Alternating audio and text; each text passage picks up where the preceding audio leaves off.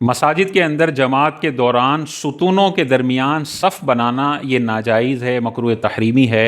حضور علیہ الصلاۃ والسلام کے دور پاک میں صحابہ ارشاد فرماتے ہیں کہ ہمیں ستونوں کے درمیان صفیں بنانے سے منع کیا جاتا تھا، ابن ماجہ کی واضح طور پر حدیث ہے۔ اور ستونوں کے درمیان صف بنانے کی وجہ سے قطع صف بھی لازم آتا ہے، صفیں ٹوٹ جاتی ہیں، صفوں کے اندر جو ملاپ رکھنے کا واضح طور پر احادیث میں حکم ہے اس حکم کی بھی مخالفت ہوتی ہے۔ لہٰذا بلا کسی عذر کے مسجدوں کے اندر جہاں جہاں موٹے موٹے پلر ہوں وہاں پہ صف بنانے سے اجتناب کرنا چاہیے۔ اس پوری رو کو چھوڑ دیں، اس سے پیچھے صفیں بنائیں، اس پوری رو کو چھوڑ دیں، اس سے آگے صفیں بنائیں۔ تو مثال کے طور پر یہ صف ہے، یہ صف ہے، یہ صف ہے، یہاں پر ایک پلر ہے اور یہاں پر ایک پلر ہے۔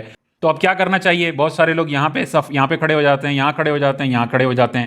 یہ ناجائز اور مکروہ تحریمی ہے۔ کرنا کیا چاہیے؟ اس پوری صف کو چھوڑ دیں اور یہاں صف بنائیں، یہاں صف بنائیں، پھر یہاں پہ پلر آ جاتے ہیں تو اس صف کو کینسل کر دیں، اس کے بعد صف بنائیں، کیونکہ یہاں پر پلروں کے درمیان صف بنانے سے ابن ماجہ کی حدیث میں بھی منع ہے، اور یہ قطع صف کا سبب بنتا ہے کہ یہاں تھوڑے کھڑے ہوئے ہیں، پھر گیپ آ رہا ہے، پھر یہاں تھوڑے کھڑے ہوئے ہیں، قطع صف لازم آ رہا ہے۔ یہ طریقہ کار جائز نہیں ہے۔ ہاں، علماء نے جہاں پر عذر ہو، کوئی خاص وجہ ہو، کوئی مجبوری ہو، تو وہاں پر پلر کے درمیان کھڑا رہنے کو بھی جائز قرار دیا ہے۔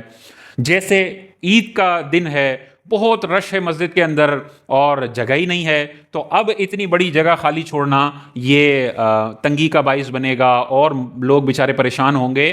تو جب مسجد کے اندر رش ہو اور اس کو چھوڑنے کی وجہ سے بہت سارے نمازی نماز سے ہی رہ جائیں گے، ان کو جگہ ہی نہیں ملے گی، تو اب یہ والی جگہ بھری جا سکتی ہے، یہ والی جگہ بھری جا سکتی ہے۔ اسی طرح عید کا جمعے کا دن ہے، اسی طرح اگر کوئی ایسی مسجد ہے جیسے مارکیٹوں کی مسجدیں ہوتی ہیں، وہاں پر اتنے سارے لوگ ہوتے ہیں کہ وہ عام نمازوں میں بھی مسجد فل ہو جاتی ہے۔ جیسے مثال کے طور پر کسی مال کے اندر مسجد ہے، کوئی بازار کے اندر مسجد ہے، تو اب بعض اوقات ہوتی ہی 20 صفیں ہیں اور ان میں 4 صفوں میں درمیان میں پلر ہوتا ہے، اور وہ ایسی مسجد ہوتی ہے کہ ہر نماز چاہے ظہر ہو، عصر ہو، مغرب ہو، اتنا رش ہوتا ہے کہ مسجد پوری فل بھر جاتی ہے۔